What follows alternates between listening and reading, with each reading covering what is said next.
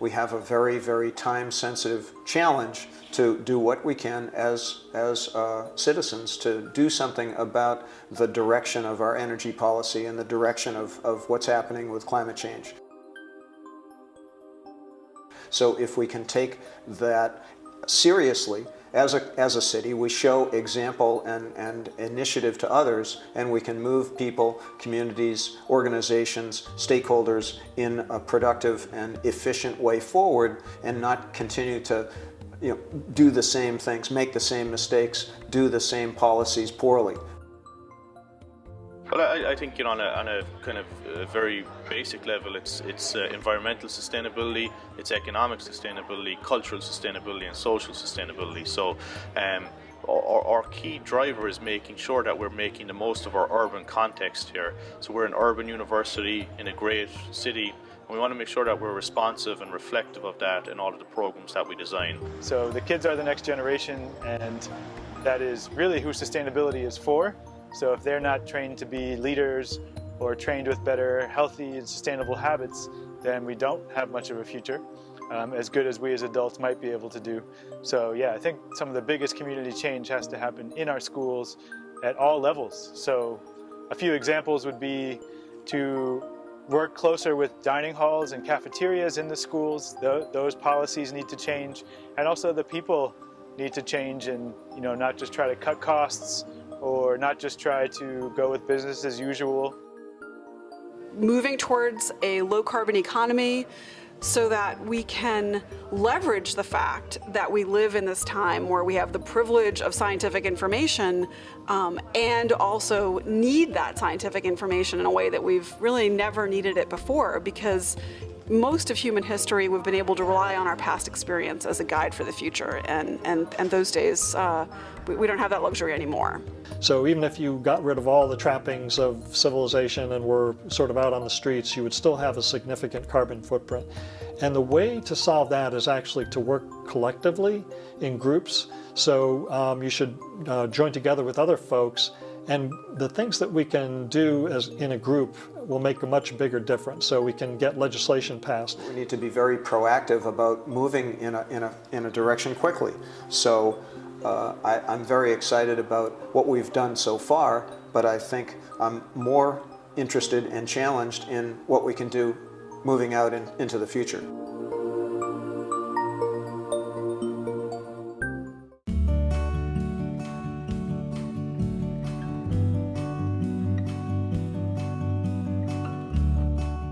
Yeah, recycling is unfortunately more complicated than we've had in the past. In the past, you put it out in your curbside bin and it got picked up and it got processed. Now with automated and single stream and larger bins, folks make the assumption that I can recycle this, and we call it wishful or hopeful recycling. A pillow, a dog bed, garden hoses, stuff that you don't want anymore, why does somebody else want? And it's not recycling. Case of wishful recycling, we always talk about in the industry, recycle your light bulb, recycle your batteries, recycle your appliances, recycle. And because it's recycle, recycle, recycle, the residents think it goes into the curbside cart. And this is going to be a tangler, this is going to be something that gets stuck and jammed in the equipment, and all of this is going to be residue that we pay, basically we pay triple damages for. So no electronics, no cords, no Christmas lights, no garden hoses. This cart also will be rejected. Recycling is part of the hierarchy: reduce, reuse, recycle. So we're actually 3 steps down where we should be dealing with trash higher up in the hierarchy. So it's got to be newspaper and magazines and junk mail, stuff like cardboard. Pizza box is fine, but no pizza. Styrofoam is not ideal. It unfortunately does have a recycling triangle on it. That's a resin code. It tells the manufacturer what it's all about. It's not necessarily to say it's acceptable in the City of Lowell. So no styrofoam. And you don't throw away your yard waste, right? That's a recyclable or compostable component.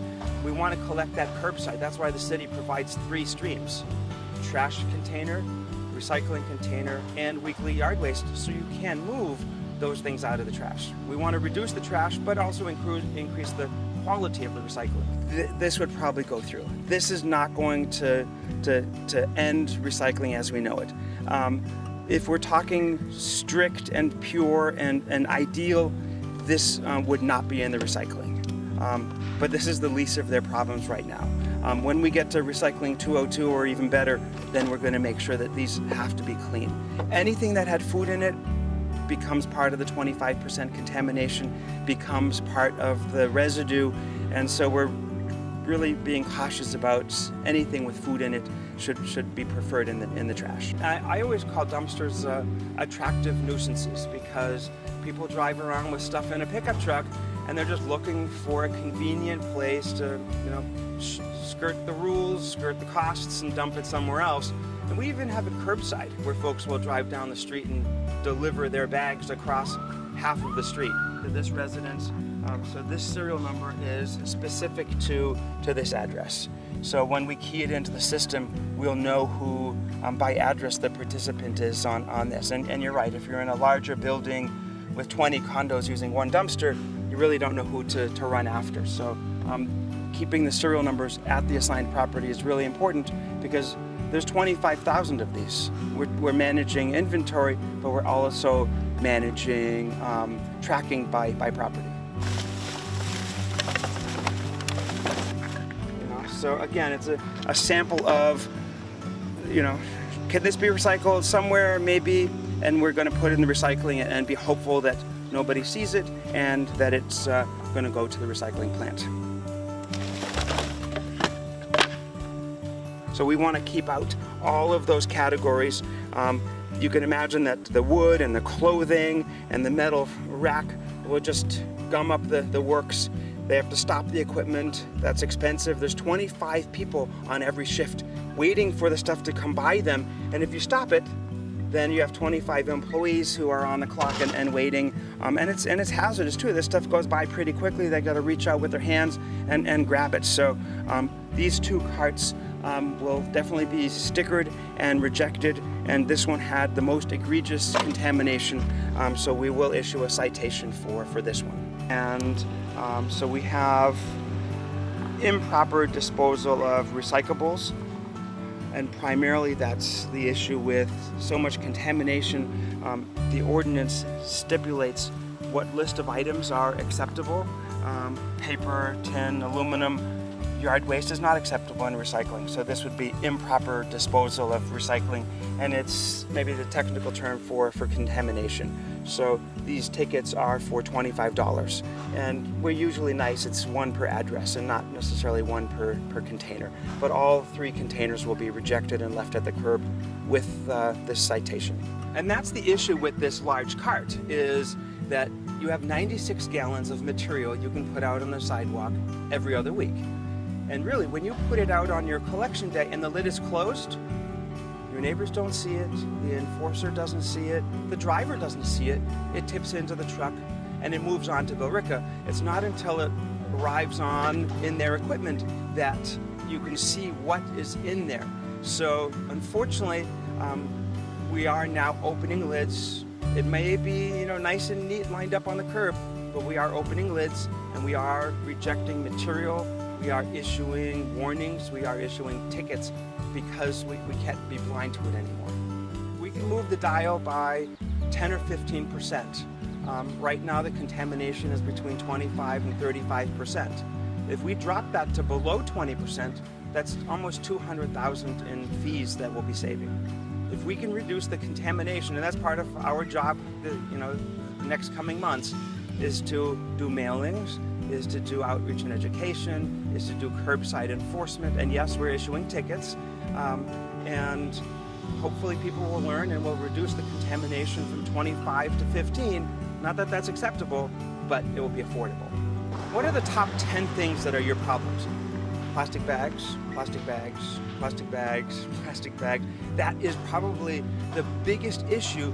The City Council did adopt an ordinance for reducing plastic bags. That will go into effect on January 1st of 2019. So we still have 5 months to reach out to folks and let them know that they should bring their own reusable bags. Because let's say you hang a bag on your doorknob and you collect your cat food cans all week. When recycling comes around, you tie the bag up, you put it in the recycling. Now it goes to the plant. It's just going to tumble through the equipment and go out the backside as residue. Nobody's going to open the bag. Nobody's going to pour out the water bottles, the cat food cans. It's going to go out as trash. So plastic bags, either full of stuff, full of recyclables, full of trash, full of paper, whatever it was, plastic bags are not allowed in the processing plant. Either empty or full. The empty ones just tumble through the equipment and snare in the sorting, and then it will seize the assembly line an hour every day. They have to close down the plant and climb into the equipment, lock out, tag out, and cut it with box cutters to get out Christmas lights, garden hoses, chains, USB cords, plastic bags, dry cleaner bags. So we want to keep out anything that tangles in the equipment. Don't put them in your recycling. Even they thought this was all recyclable, and maybe the bag is marked recyclable.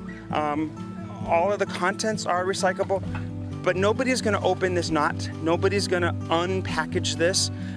This is going to pass through the equipment and become residue, and all your work of trying to prepare it is just going to go in the trash. This is also film. It is marked for recycling, but not curbside. Many stores, Staples, Kohl's, Anton's, Hannaford, Market Basket, will take this type of film plastic, and they'll take it whether it's this brand or this brand, and it does get recycled through a plastic specialty, not in the curbside. So no plastic bags, not full, not empty, no plastic bags. Straws, anything smaller than 2 inches is going to roll through their equipment and fall through the grates, and it doesn't go out at the end. So no straws, no plastic bags. The takeout cup is acceptable, but no ice, no coffee, no slushy. What happens is, imagine, you're done drinking it, it melts, it goes warm, you don't want to finish your iced coffee, you put it in the recycling, someplace it's going to pour out. Then it gets onto the paper and the cardboard, and it just gums up all of the work. So you want to make sure everything's empty. I'm not saying dishwasher clean, but drip, drip, put the cap back on it and put it in the recycling. We don't want to contaminate the other components just because we're lazy. And recycling is important because they can make new products of that material. And if you send them medical sharps and you send them diapers and you send them, then they can't make new stuff out of it. And even worse, now you're contaminating the stuff that could possibly be good. So it's important that we stick to 4 categories: tin and aluminum, paper, glass, and plastic. Nothing outside of those 4 categories. The trucks from Billerica and the trucks from Chelmsford and the trucks from Burlington all arrive at the same plant. So if Lowell stuff is contaminated, it gets poured on the same tipping floor. So this is a case of one bad apple ruining not just our stuff, but everybody's stuff that's coming in.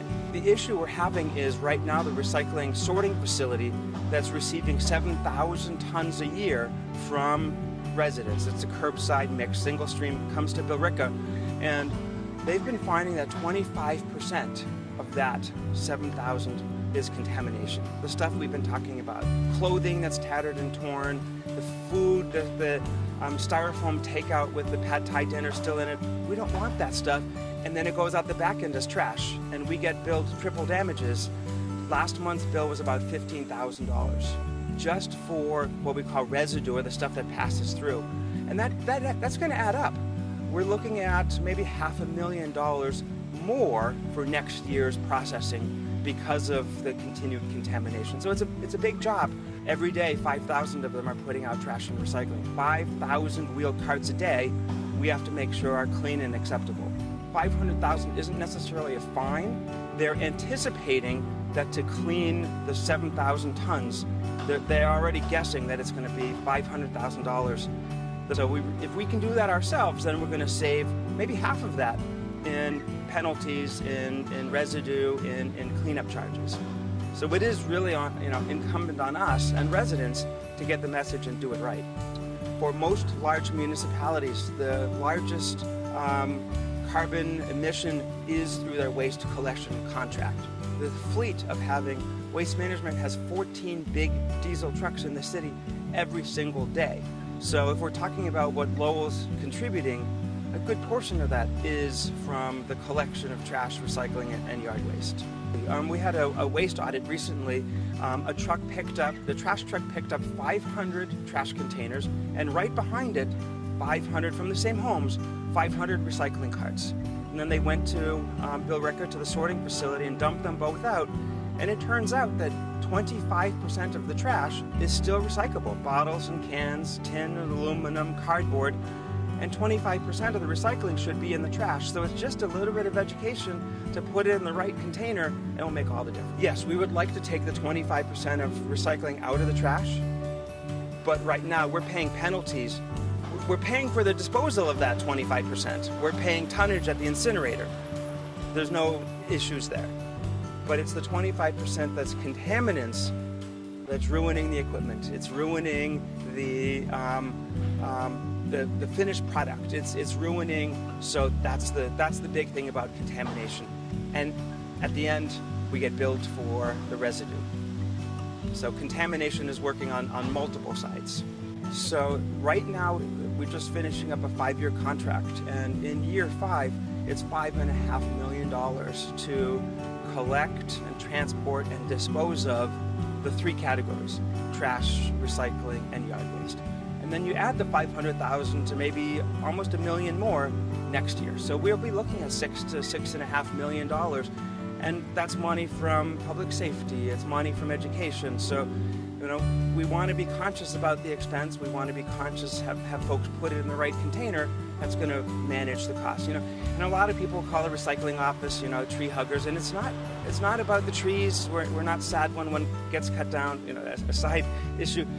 But the fact that you have 2 containers, you can put it in the trash, and it's going to cost $80 a ton for the newspaper, for the box, or for paper, or put it into the recycling where it costs $20 a ton. So it's a cost issue which container you put it into. And yes, the paper becomes new paper and you have to cut down less trees. But the benefit is you put it in the expensive container and it goes over the scale, and we're going to pay $80 a ton for that same stuff. And it's whether it's paper or yard waste, we want to keep those things out of the trash and put them into the less expensive categories.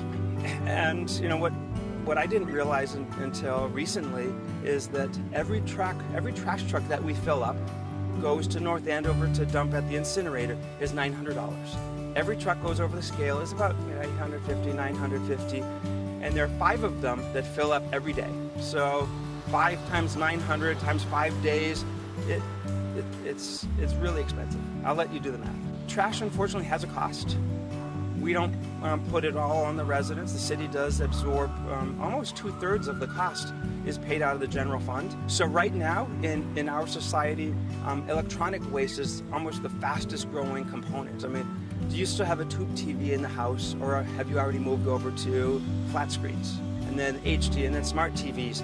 Everybody wants the newest, everybody wants the latest, and then we have to go to get new resources to make new electronics. So it's very important, and lots of manufacturers are collecting their TVs, and a lot of stores. Best Buy will take back those electronics, most of them for free, some for a cost. Staples will take back any office supplies for free, any office electronics for free. So there are places that are doing the right thing. If you visit our website, lowellrecycle.org, you'll see a list under bulky item pickup. There is a number for TVs, a nominal fee, but they will recycle it. So I think I always say that you want to shop smarter. If you reduce, reuse, recycle. When you go to the grocery store, for example, a deodorant used to come in a cardboard box and in shrink wrap. Nowadays on the shelf, it's just the deodorant because there was consumer demand for more environmental packaging. So when you're shopping, let your dollar speak about which products you want, and if you find that they're overly packaged, pick a competitor. It will make all the difference. 10% of your consumer dollar is for packaging. And when you get home and you unpackage it, you have 2 choices. You have the red cart and you have the green cart. So if you can be better at the store, you're going to have less to deal with at home. By 2020, which is not very far away, the last landfill in Massachusetts will close. and people are still buying from Amazon, and people are still, being materialistic, and you change your cell phone every 2 years, and the landfills are closing. So what are the options? And is it a rail truck to Pennsylvania? Is it a landfill out of state? Is it, incineration? So there's the industry is reinventing itself because nobody's opening new landfills. Try that in any neighborhood in Lowell. One, we don't have the space, but every neighborhood you put it in is going to say not in my backyard. So these are issues, these are real life issues and expensive issues. Yeah, we do have a 50-minute program for third grades. So if you're in the Lowell Public School and charter and ecumenical, we do them all, and you have a third grade, I'm happy to come down and we'll bring a bin and we'll bring stuff and we'll bring material and for the kids to recycle better at school, but bring it home and help the parents recycle better curbside. The solution is our website, lowellrecycle.org. There's a link for bulky items, so if it's a couch or a dresser or a mattress, you can see it on the menu, what the price is and which entity to call. Different days, Waste Management comes on Monday for this and Tuesday for that and Wednesday for that. It's best to go online, make an appointment, pay the nominal fee. That way it gets managed correctly. The website has a lot of information, lowellrecycle.org.